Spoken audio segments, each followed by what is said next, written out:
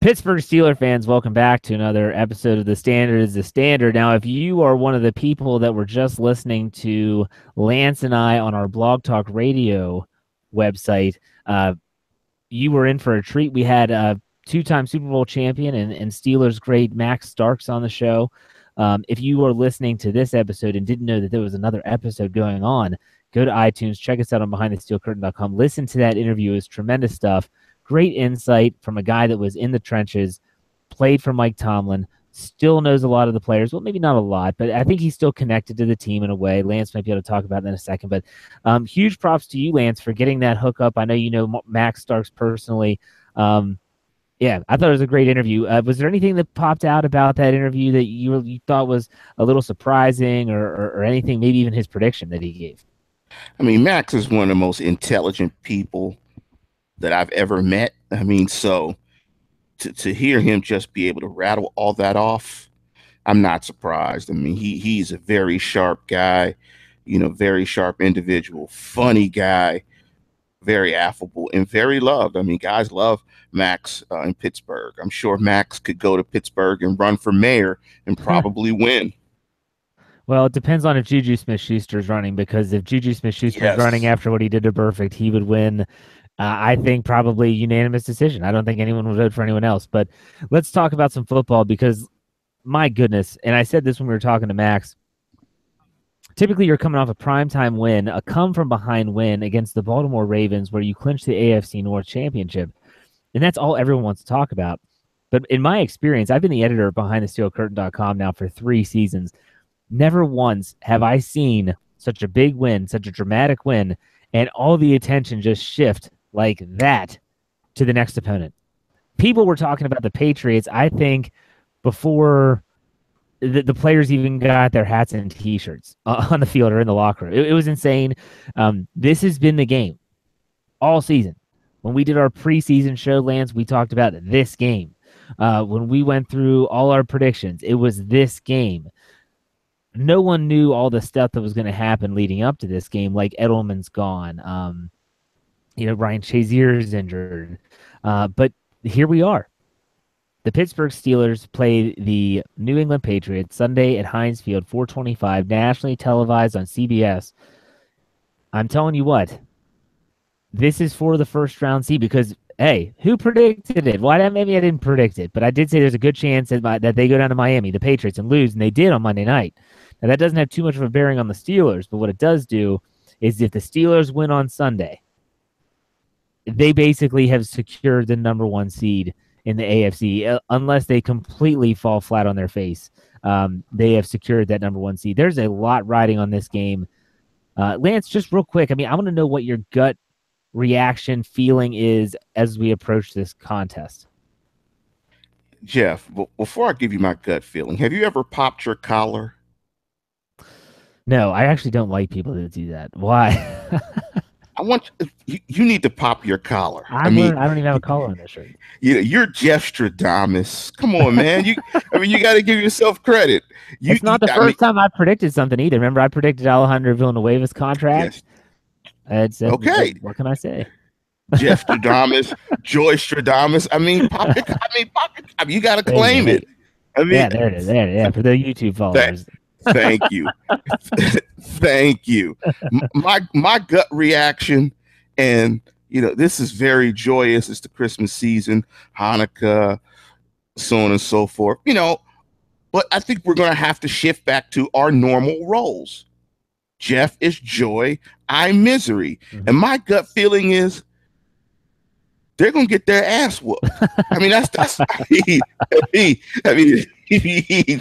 my gut feeling.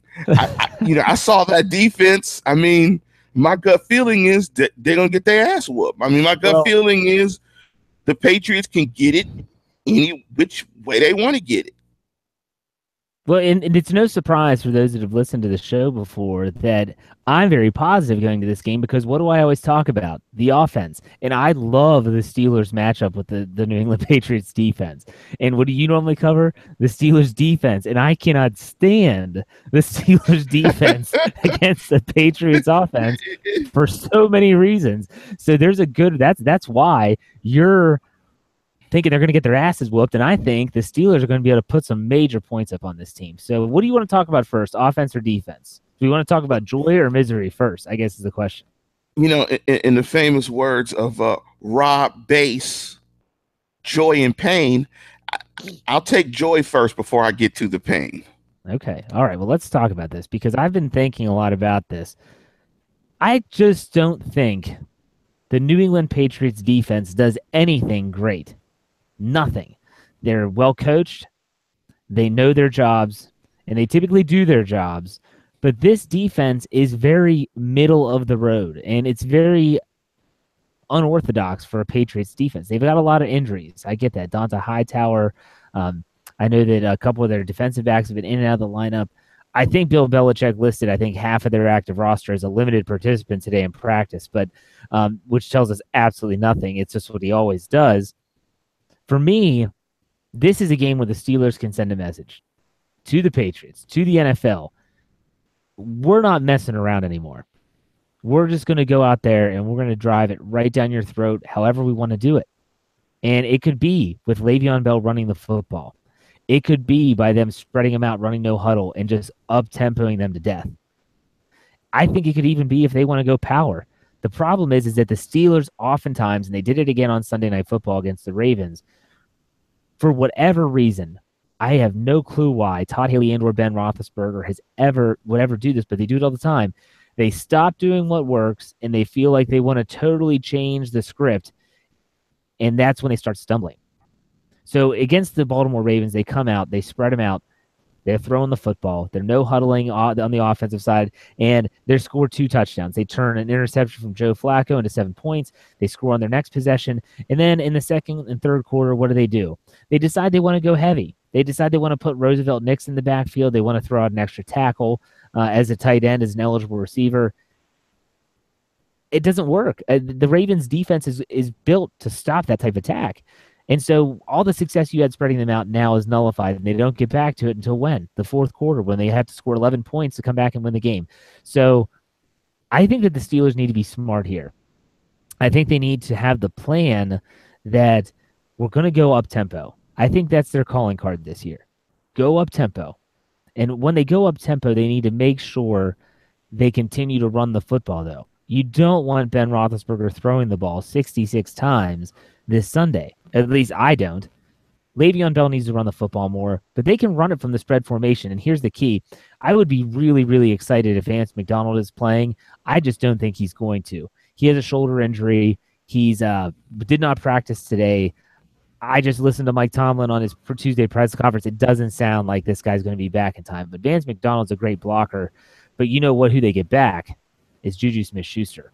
And he is a tremendous blocker. And I'm not talking about the hit on Vontaze Burfict, as awesome as that was.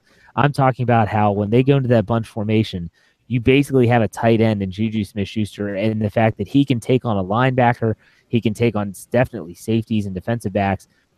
He can really open some holes for this offense. They need to run Le'Veon Bell to win this football game. Max said it in our interview, and I'll reiterate what he said. Bill Belichick will take someone away. He's going to say, this guy isn't going to beat us. And honestly, I don't think that guy's going to be Le'Veon Bell. I don't think that there's any way they're going to load the box and say, we're going to stop the run. Because personally, they know that if you put Antonio Brown one-on-one, he is going to torch you the entire game. They will torch you the entire game. You want to disguise different zones and man coverage schemes, whatever the case may be. Juju Smith-Schuster from the slot has been tremendous this season. We saw Jesse James show up in a big way, and Vance McDonald when he was healthy last week against the Ravens. This Steelers offense is just starting to blossom, and that's a scary thing for the rest of the NFL, and it should be a really scary thing for the New England Patriots. If I were to guess, they're going to double-team Antonio Brown almost every single play to say, we're not going to let 84 beat us. And that's why this should be the number 26 show. One thing that I've seen from Ben Roethlisberger that's been really, really positive for me is he's learning just to check the freaking ball down. It's open. Check it down to Le'Veon Bell, gain 5 or 6, and then play the next down. It's mind-boggling how now that he's starting to do that, not only to Bell, but to also Jesse James, the offense is just rattling off first downs. They're putting themselves in manageable third down situations. It's working. And so if Ben Roethlisberger from a between the ears, above the neck standpoint can play the way that he has been, I have no doubt that this offense will be able to go out and move the football. But the ultimate key for me, outside of run the ball and outside of protecting the football, which we could say protect the football every week, you can't turn it over against the Patriots, you can't beat yourself, is the red zone. And that's something that we spoke with Max about in our interview, is that when the grass gets short and you have that extra defender in the end zone and the sidelines and that back end line, how are you going to be creative to create space? I honestly believe that in the last, you could probably go back to the Packers game and maybe definitely the Bengals game. The red zone offense has been better. They're being more creative. They're taking what the defense is giving them. They still try to get cute sometimes, but I like the way they're headed. If they can put touchdowns on the board, Chris Boswell's kicking nothing but point afters. I like the Steelers. I really do like the Steelers offense in this matchup. I think that they should be able to move the ball and put up points. What do you think, Lance? I don't disagree. I think if you're Bill Belichick, this game comes down to a stop or two. I think he realizes with his defense, the injury situation, the lack of athleticism, which really showed against Miami, that you're just trying to not die a quick death. You just want Ben to be patient. So you want it to come down to a possession or two. And I agree. They're going to play a lot of too high safety looks to take AB out the game because you want Ben to be patient. You want to see the Big Ben that calls those two terrible plays at the end of the game to give the ball back to the Ravens. You want to play to Ben's instinct of not being as patient as he needs to be and slowly take what a defense is giving him. You want to play to the fact that Ben may get a little bit impatient and try to go for the big play to Martavis or try to go to the big play with AB, put him in a 3rd and 10 and you punt. Bill Belichick is only playing for a couple of punts. That's it. One thing they're going to absolutely do is they're going to bracket AB in the red zone. They will play Malcolm Butler against him a touch one-on-one. And the one thing that they do is they typically have a linebacker at about 4.5 yards depth, and they chip Antonio Brown when he's running drag routes or crossers. They really fear that route because they don't want to deal with AB with the ball in his hands as a runner where he can make moves in open field and get yards after the catch. But I agree with you, Jeff. I think the Steelers offense needs to be absolutely aggressive, but I think they have to pay a large focus on complementary football because this defense is going to need points to protect it. It's not time of possession, it's points. Points are a defense's best friend, and they're going to have to score a lot, not necessarily possess the football, but score touchdowns. I don't care if they get it in 2 seconds, 2 plays, 10 plays, whatever.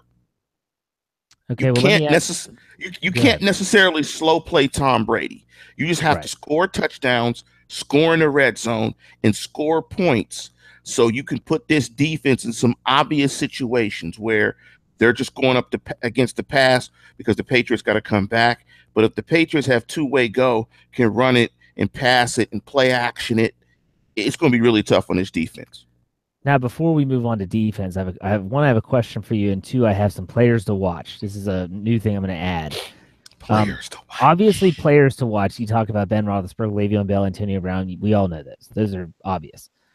Martavis Bryant is going to be big in this game, and fans are already pissed off that he missed practice today for family matters. I don't know what's going on in his life. Heck, the guy's got a lot of stuff going on in his life. Stuff happens, but he missed practice. He's supposed to be back tomorrow.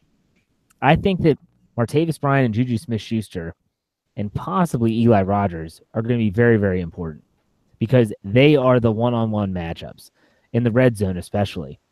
You talked about the drag route and having that linebacker chipping at Antonio Brown. We've seen what Martavis Bryant can do if they run that successful drag route with him. I wouldn't be shocked to see some crossers across the middle, Juju Smith-Schuster and Jesse James working the middle. What we have seen, and it's something we've said on this show many times, the middle's open. They just weren't throwing it there for the first half of the season. And now they're starting to, and you're starting to see success, and it's also opening up the boundaries. Where's Antonio Brown been killing people with deep plays? The boundaries, because they're hitting the middle and they're forcing those safeties and those cornerbacks to stay in the middle and not be able to jump those outside routes. But here's my question for you, Lance. You're Mike Tomlin. You've got I see you got your little Steeler hat on. You look good. You got the headset on. You're ready to go. Coin tosses up in the air. Pittsburgh wins it. What are you doing? Taking the football? I'm taking or the are you ball. punting? I'm taking the football, man. I want to set a tone straight up and score 7 points. I'm taking the football. I'm in ultra aggressive mode. Ultra aggressive mode. I'm not putting that defense on the field first, so it could be 7-0. But that first possession of the third quarter is pretty enticing as well, and you got to think that the crowd's going to be into it. I understand the aggressiveness. I always want to be aggressive, but I also know sometimes aggressiveness turns into stupidity, and that can't happen against New England because Bill Belichick's going to be aggressive in his own way. He's also going to be very calm, even keel. That's his demeanor. I'm not saying Mike Tomlin's attitude or anything like that has anything to do with it, but in terms of going for it in certain situations, the Steelers need to be smart. So you're going to take the football, but let's assume that we say, you know what? We want that second half possession. We're kicking off. What's the defense going to do to try and slow down Tom Brady? Well, first of all, I mean, when you look at the Patriot offense, you look at their backs. They have a multitude of running backs. Burkett. They have Hogan. Gronk is back. You have Brandon Cook. And the thing that stood out in the Miami game is Miami has something that the Steelers don't have right now. And I want to ask, I know I heard that Joe Hayden was practicing this week. Do you think there's a possibility that Joe Hayden will play in this game on Sunday? Well, he was a limited participant in practice today. He talked to media after practice. He said that he was really pushing himself hard today. In other words, he's really testing out his leg. So it all depends on how he feels tomorrow. If he shows up to work and he's fine, he feels like he can fully participate. If you see Joe Hayden as a full participant tomorrow, I like his chances of playing. If he's limited or doesn't practice, there's no shot. So I think he could, but let's assume he doesn't. Let's assume that he doesn't for now, and then we'll talk about how that might change if he does. If he doesn't play, I think you're going to have to see them play. They're going to have to play a lot of zone, unfortunately. Keep things in front and tackle. They just can't hold up on the back end, in my opinion, in one-on-one coverage against Cook or Gronk or Hogan. And I don't know if they can really hold up in the passing game against Amendola if he does play, Cook, or any of those guys, or excuse me, any of the running backs against the linebackers. I don't think they can hold up there. I don't think the Steelers have an answer as to who that other inside line. I think it's going to have to be two guys. It's going to have to be Fort, and I think it's going to have to be Sean Spence. I think it's going to have to be both of those guys. So that's in flux as well. But the biggest thing, and I think the easiest way that the Patriots can get after this Steeler defense is simply by running the football. The Steelers have showed since Ryan Shazier has been out that they cannot stop the run. They're giving up 6 yards per carry. And we saw that they cannot get to the edge on off-tackle runs. So if you're the Patriots, I think the Patriots are going to spread the Steelers out, like Max said, run in 11 personnel, and it be really more of a run-heavy, more of a traditional play-action passing type game against the Steelers. I don't think they have to spread the Steelers out and throw it 50 times to get after the Steelers. I think they'll run the football and matriculate the football down the field. I think for them, if you look at the score, they want to keep the Steeler offense off the field. So I think they'll slow play it some.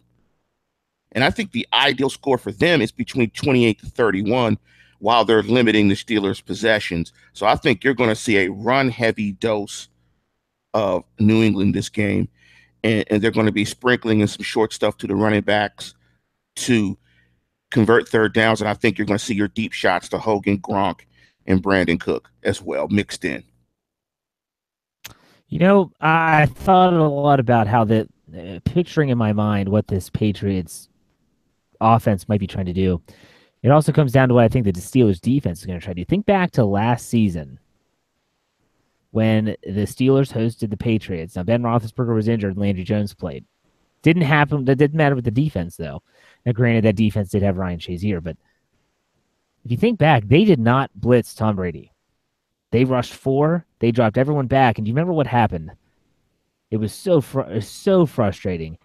Tom Brady was running for first downs. I'd have to look up his rushing yards. I think he rushed for over 30 yards in that game, maybe even more. They were just checking the football down to those very small, very good, quick running backs. I could see a very similar approach to this because I don't think the Steelers are going to want to be ultra aggressive against him, at least off the start, because he'll pick you apart. I mean, you saw against Miami on Monday night, if you watched that game early on, they confused him. That's not going to happen a lot. That's a divisional opponent. They know the tendencies. They know what works and what doesn't. Pittsburgh might try to mimic that, but I don't think you're going to beat Tom Brady like that twice.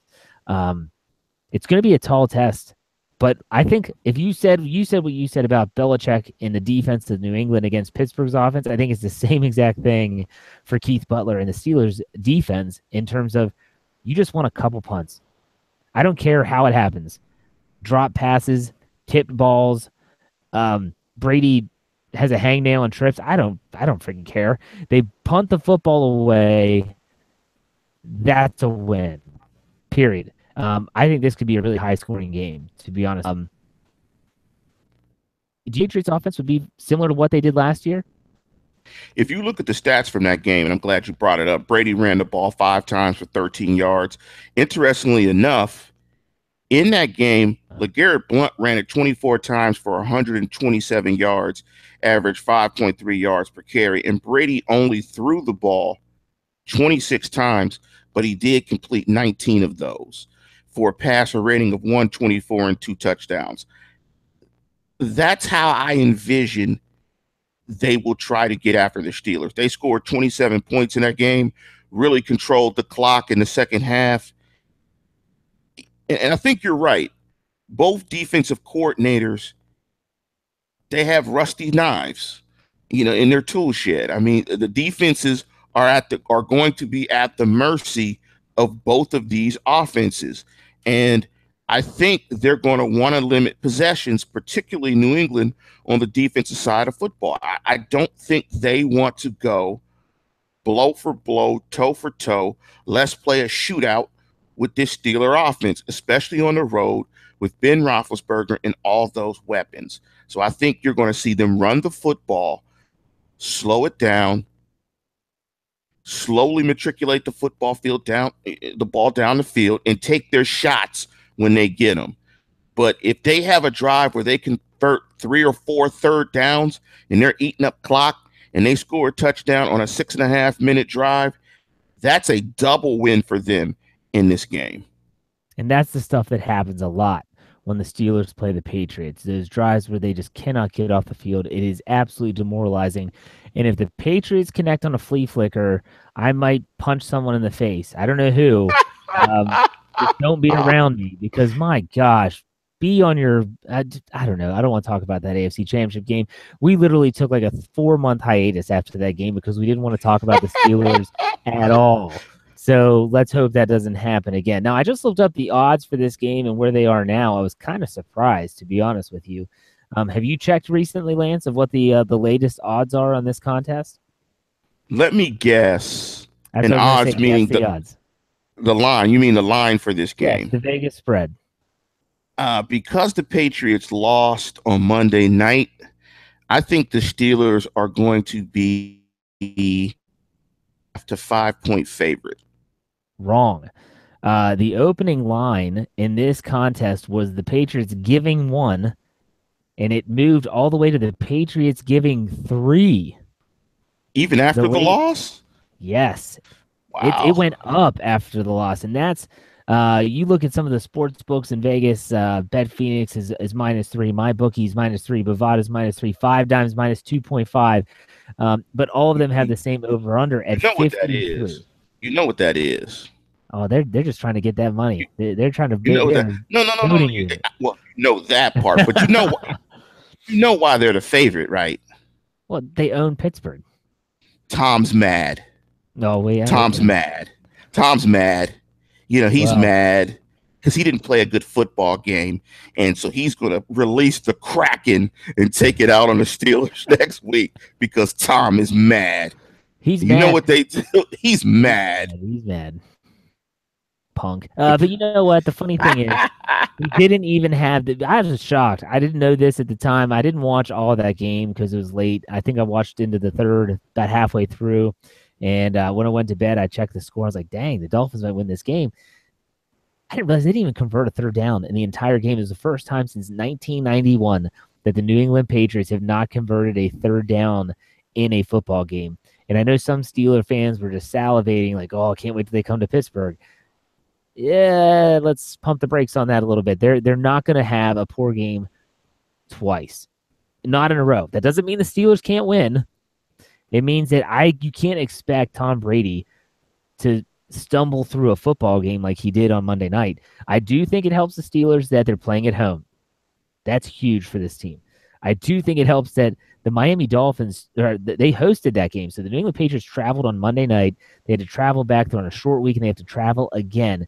NFL schedule makers don't do this often. So the Steelers have an advantage there as well. An extra day of prep. I guess now it comes down to it, Lance. What do you think is going to happen? I have a feeling I know which way you're going to go. You might not know which way I'm going to go. So why don't you go first with your score prediction and your prediction on this game? Well, being true to my prediction that we gave several weeks ago, I'm going to stick to that. Although I would not be surprised. I think that the Patriots are going to release the Kraken and the Billy is going to do his happy dance in Pittsburgh. I mean, I'm not a historical stat guy because, none of that matters. However, if you look back at the last two games, the Steelers just don't have a good plan for what Brady does. And I've watched a lot of game film. I've watched a lot of quarterbacks. The thing that impresses me about Brady more than anything, it's not necessarily his arm. His accuracy is fantastic, but he's not more accurate, so to speak, than Drew Brees. It's his patience. He will wait you out until you make a mistake, and then he gets you. You can put together 3 or 4 really good plays, a couple of good series. You play a couple of loose plays, loose series, it's 21-0. Game's over. And you're like, wow, we've pretty much handled this guy. We've played pretty well. And all of a sudden you find yourself down 21-10. The tone of the game has changed. And they're getting on the bus and going back to Foxborough with another win. I hate to say this in the show. My brother is a Patriot fan. He goes by the hook of Big Pat's fan. You know what he calls Heinz Field? Home field south. He calls it Gillette South. Oh, I was close. I was really close. He calls it Gillette South, our home away from home. And I mean, what the hell can I say? The Billy gets his Billy on when it comes to the Steelers. Hopefully, Keith Butler has something in his bag that he can pull out that they haven't seen. Because that's the other thing. Because Brady has been in this offense so long, and because they're so well coached, they have the ability to adapt in game. Last year in the AFC Championship, they ran 4 wide receiver sets prior to that game 10 times the entire season. How do you prepare for that? So the Steelers in this game will really have to choke off the run and tackle and not give it up too fast so the Hall of Fame quarterback on the other side of the ball can put on the cape and hopefully carry this team to a victory. What say you, Jeff? Well, no, I want to know your score prediction. My score in this game is I like the Patriots to win this game 31-28. Steelers lose on a late field goal. And the Patriots have the number 1 seed. I think it's going to be really close. I think it's going to be a really close game, and it's going to come down to red zone execution because I think both of these offenses will move the ball within the 20s with relative ease. All right. I know I picked this as a loss when we went over the last half of the schedule, or whatever it was, last 6 games. I don't freaking know. I've got a feeling though. I've got a couple feelings. Now hold on here. Hold on. I got a lot of feelings. Joy has got a lot of feelings here. I think the Steelers win this football game. A lot of it hinges on Joe Hayden playing, though. I want to do this. I'm going to do this before the website. I just thought of this. I'm going to write it down. I want to go back and look how Joe Hayden has done against Tom Brady in his career. So one thing it's been pretty good. I mean, he played on bad teams, but I think he played pretty well. Joe Hayden being back there would be tremendous. Why? You would have that secondary intact that was the number 2 pass defense earlier in the year. Artie Burns, Joe Hayden, Sean Davis, Mike Mitchell.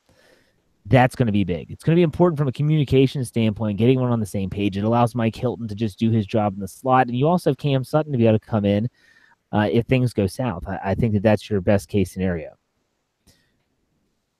This is more about the Patriots, though. What I've seen about the New England Patriots, and everyone loves Tom Brady, and everyone loves Bill Belichick, and they slobber all over these guys every freaking week. The magic is going to end sooner or later. It might end now. It might end next year. It might end when Brady stops playing when he's 55. I don't know. But what I do know is that the Steelers win, and this is the beginning of the end for this New England Patriots team this season. I'm going to have a couple predictions here. The Steelers win this football game, and it's going to be close. I'm going to have a final score, Pittsburgh Steelers 31, the New England Patriots 30. Chris Boswell saves the day again. But I'm going to make another prediction. They don't play the Patriots. They don't play the Patriots again. I don't think the Patriots make it to see Heinz Field again, because I think the Pittsburgh Steelers are going to be the number 1 seed, and I don't think the Patriots are going to get the number 2 seed because I think this is the beginning of the end for them. I think that the Jets or the Bills, the Jaguars might actually grab that 2nd seed, and I could see for the first time in Lord knows how long they might actually be playing on Wild Card Weekend. I just have a gut feeling that this Patriots team is there to be had. Their defense is soft. They're banged up on the offensive line. Tom Brady has been sacked already more this year than he was all last year combined. I just think that the Steelers, they've been building up for this game. Mike Tomlin has been talking about it since the Green Bay game in Week 12. This is the game. Now, with the Steelers lost, I wouldn't be stunned. Any realistic Steeler fan wouldn't be stunned. But at the same time, I just have a feeling that this is the chance that the Steelers have to really put their pedal down and get that number 1 seed, but also plummet the Patriots in the standings. If the Patriots were to lose this game, they would have how many losses? 4. And that's the same as the Jacksonville Jaguars. And so then you get into the head-to-head matchup with those two haven't played, I don't think, this year. Then it gets dicey down the stretch. The Pittsburgh Steelers could coast. You only have to win one of your last 2, and you're in. You're the number 1 seed. Easy. You either beat the Browns or the Texans. Which one? I mean, whatever. So I think the Steelers win 31-30, a classic football game. I think that Chris Boswell saves the day. I think he saves the day again. I know I'm Joy. I know I'm super optimistic. I know that is a ridiculous. But hey, I predicted the loss in Miami. I've predicted stuff before. Let's just all say a little prayer tonight that this prediction is true too. You're going to predict the fall of Western civilization as well?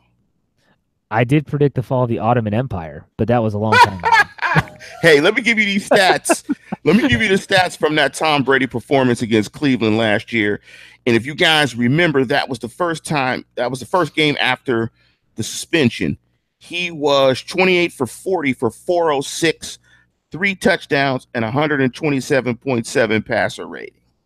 Okay. Well, Joe Hayden played him more than once.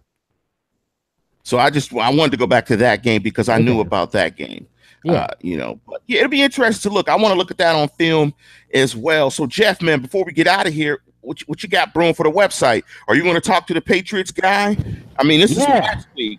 Yeah, absolutely. Rich Hill, I know him well. We spent some time this summer down at the SB Nation DC campus. Met him. He's a great guy. Runs a good website. If you're wondering what's going on the Patriots side of things, check out patspulpit.com.